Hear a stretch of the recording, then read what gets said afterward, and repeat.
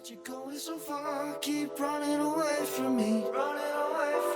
Yeah. You said you know who you are, you keep it so sweet. Are you recording? All right.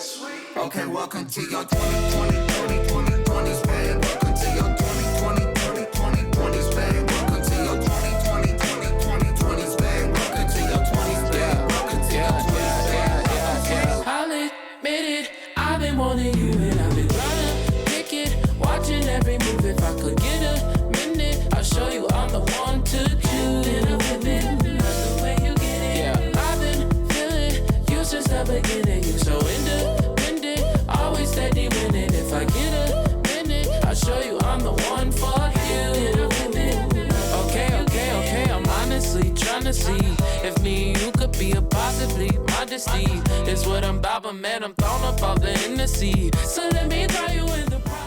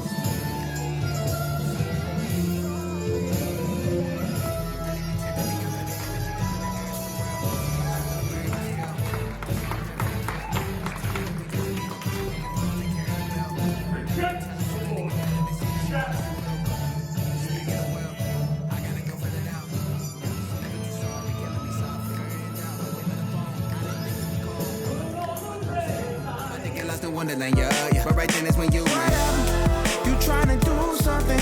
I think I need me the type, I need me a Penelope Cruz. Woman, are you coming? Are you one a little bit better than few none? But you make it better than Butcher the Balenciaga. So tell me why you running. You don't really want deal with me. Go ahead and let your guard down. I really won't feel no peace and I won't rip your heart out. I told you I got you. I told you I got you. If she wanna shop, I'm a sponsor. But if she wanna cut, then it's on her. Guess I'm not as sweet as you thought.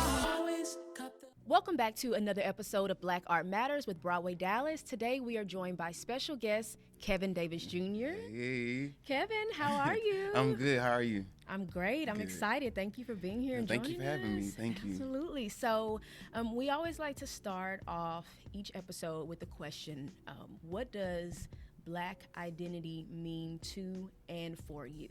Black identity for me means freedom. Yeah, it means bold, chain breaker.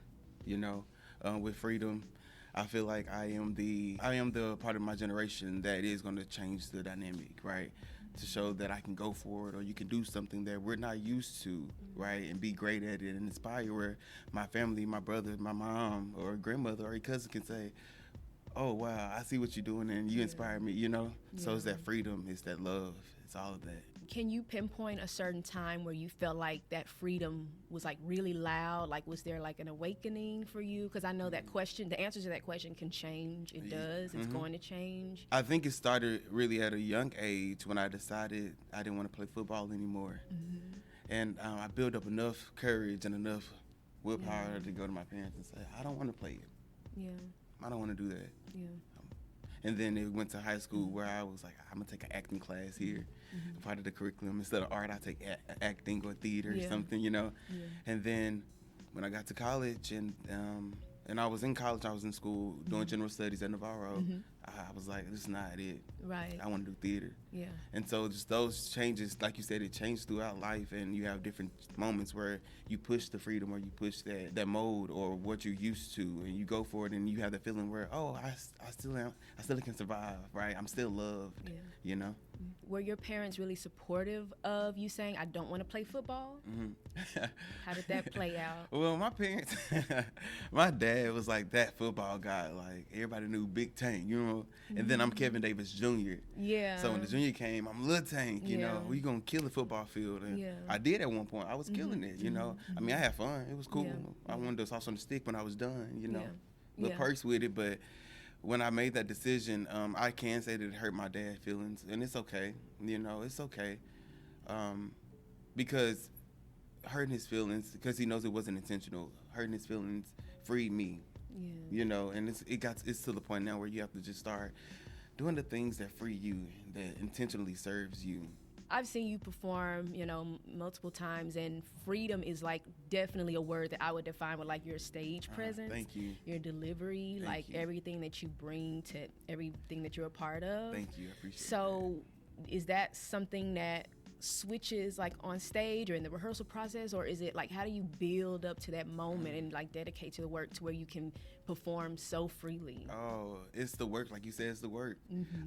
Theater has become my safe space. Yeah. That's why making those decisions has changed my life. You know what I mean?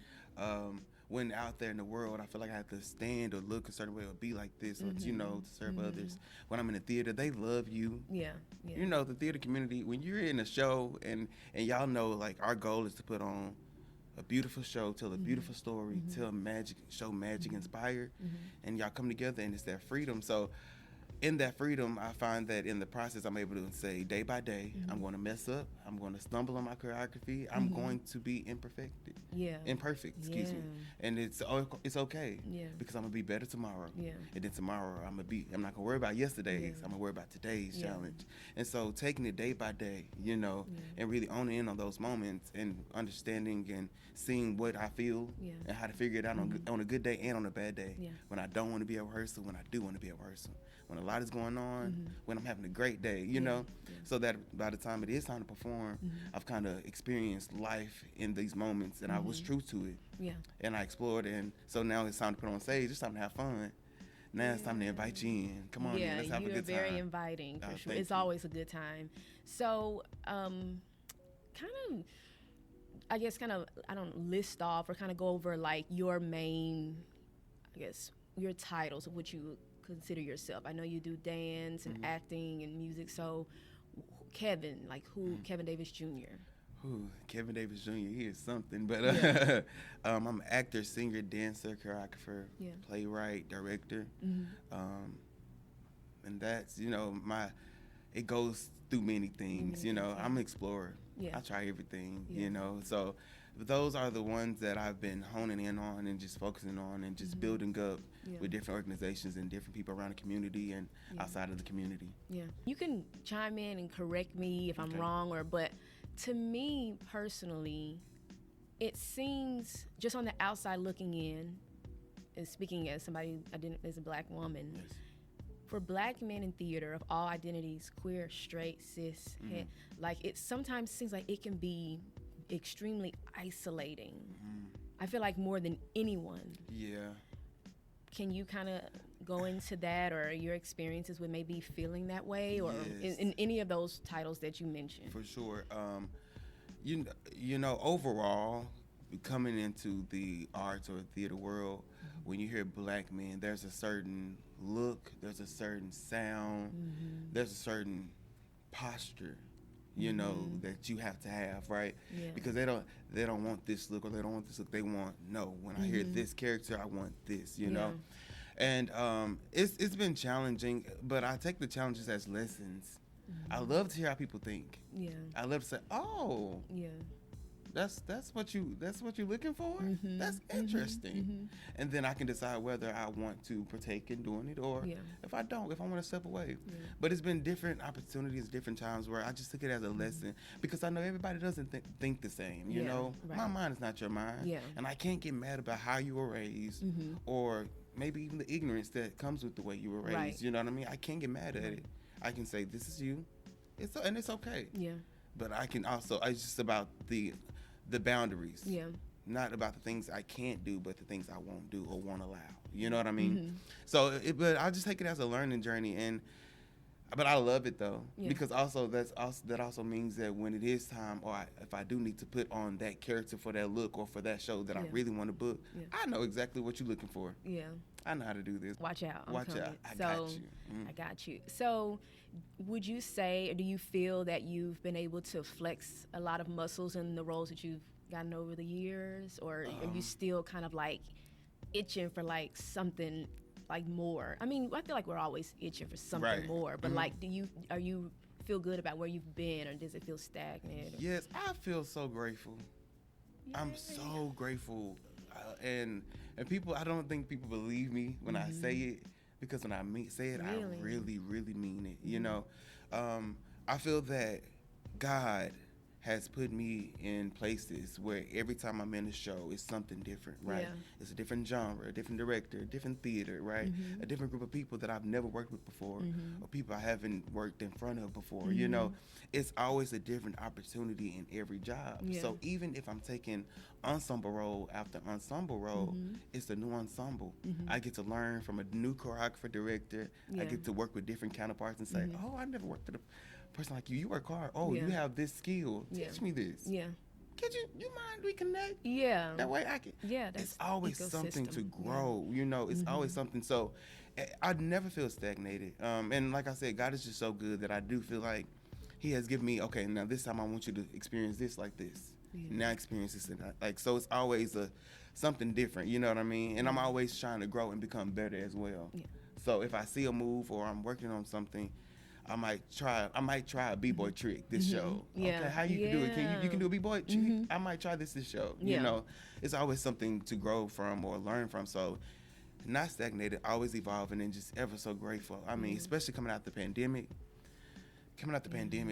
That shook us, you know, as artists. Yeah. You know, I remember I had just moved into my apartment, so I was sitting in my apartment and I was like, okay, So here we Here we are are. going crazy. the TV's not on, but I'm going to turn it on. How do I? Yeah. Okay, this is Yeah. weird. Yeah. I need something to do. Yeah. You know, and so with that, I found the other side of it. You know, time to work out.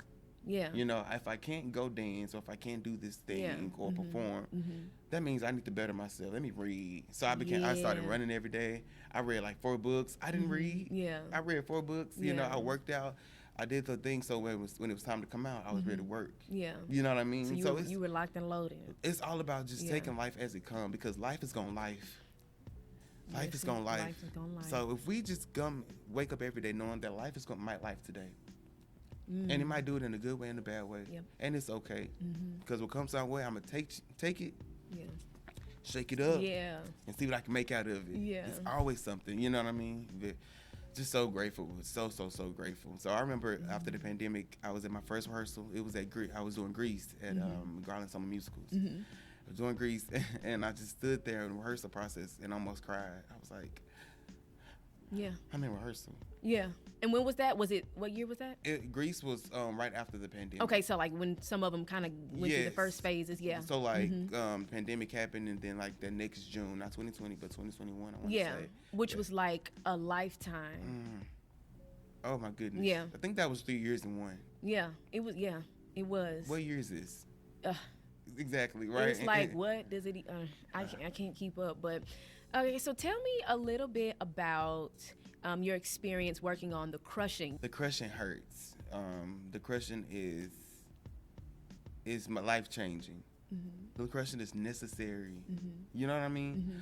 It's been a lot of self crushing. You know, you got to take accountability for it. It's a lot of self crushing. You know, crushing from the outside world or different family members and pressure and thinking in my mind I have to be this way and turn myself down because I'm not this way and hating myself and like not loving myself and putting on these hats and not knowing who I am, you know, to the point now that I took the crushing and I appreciate it because it's opened my eyes to what I've gone through, and now that I'm at a point where I love me for me, you know, I'm at a point now where I'm standing up straight and tall, and I'm walking up to anybody and I'm saying, I'm Kevin Davis Jr., nice to meet you, and I don't care what goes through your mind right now, because this is me.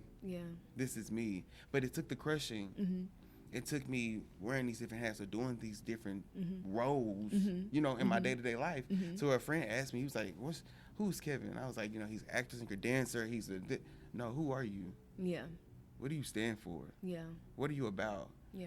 And my hat's not on right now. I don't know which person to give you, you know, to now that I can stand up and tell you my answer. Yeah. I'm about love. I'm about freedom, Yeah. positivity, you know, inspiration, pushing the next What generation. is reflected in all of those titles. It's just, it falls under that. So the phrase, your power is exclusive. Kind of tell me more about what that means for you. Your power is exclusive, man. You know, in life, you know, you get to the point where, well, at least I did personally, where I wanted to make everybody happy again, right? That's been a lot of my life, right? I wanted to make everybody happy, right?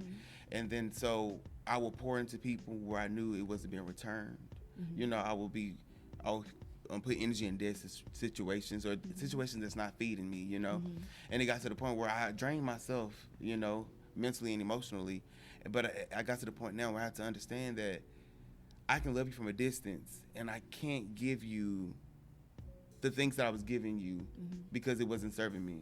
So I have to be exclusive to who I pour into. You know, I can pour into you from far away.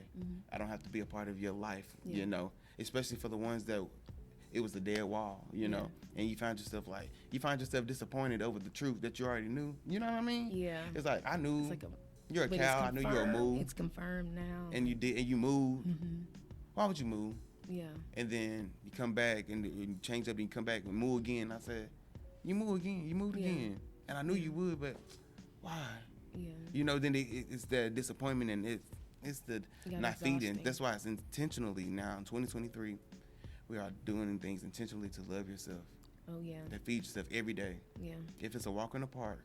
Yeah. If it's a book, I'm going to Chick-fil-A because I like Chick-fil-A. Boom. I can only afford the sandwich today, but I'm going to get the sandwich because it's going to make me happy. Yeah. Intentional, yes. Yeah, and as far as like your intentions with creating, like I know you get cast in projects, but where does your intentions and like creativity come from when you're like choreographing a piece? Like where do you pull from? Like, is it people, places, things? What does that look like for you? When I create, it's so interesting. I take what I have, if that makes sense, right? And in that moment, right? Yeah. So if I have, as most Black creators do, you know, it's take because what you have. it's what we learned how to Work what you survive. have. Yeah. I There got you this. go. I'm gonna make it shake. Let's go. $2, make I can make it move. You hear me? But definitely, for sure, definitely just using what I have and being present in that moment. So if it's a musical number, is listening to that song and dissecting that song and saying what's going on. Yeah. But why would you say something like that, right? To even if it's just an instrumental, right, and it's a lyrical, and you're just nothing but strings and violins, and I'll be listening to it, and it make me go like that. I said, oh wow, Yeah. I felt that. I'm gonna rock with that. I'm gonna go with that. Just leaning and using what I literally have and the resources. I try not to look and compare to other people's pieces. Yeah.